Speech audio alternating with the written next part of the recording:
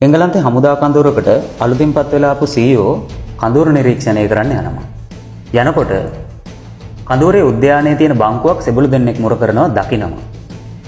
ළඟට ගිහින් අහනවා ඇයි මේ බංකුව මුර කරන්න කියලා. සෙබළු දෙන්න උත්තර දෙනවා සර් මේ බංකුව මුර කරන්න අනදුන්නේ කලින් හිටපු CEO කියලා.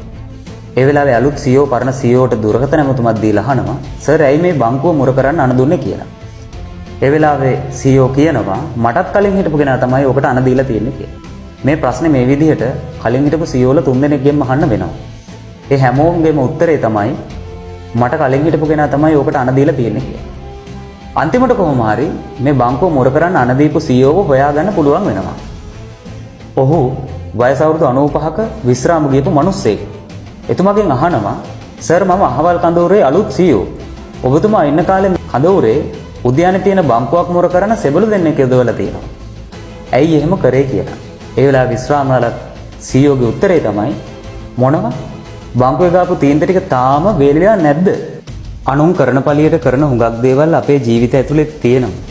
කවුරුවත් දන්නේ නැහැ ගොඩක් දේවල් කරනකොට ඒකට හේතුව මොකක්ද? ඒකෙන් ලැබෙන්නේ මොනවද කියලා.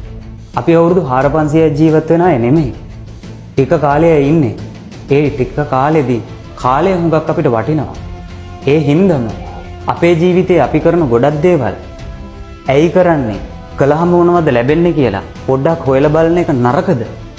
එහෙම කරනවා නම් අපිට කාලය හුඟක් ඉතුරු කරගන්න පුළුවන් නේද කියලා ඔයාටත් හිතෙන්න ඕනේ. එහෙම නොවුනොත් අපේ ජීවිතෙත් ඔහේ අන්ධානුකරණයට හුඟක් දේවල් නාස්ති වෙලා යනවා.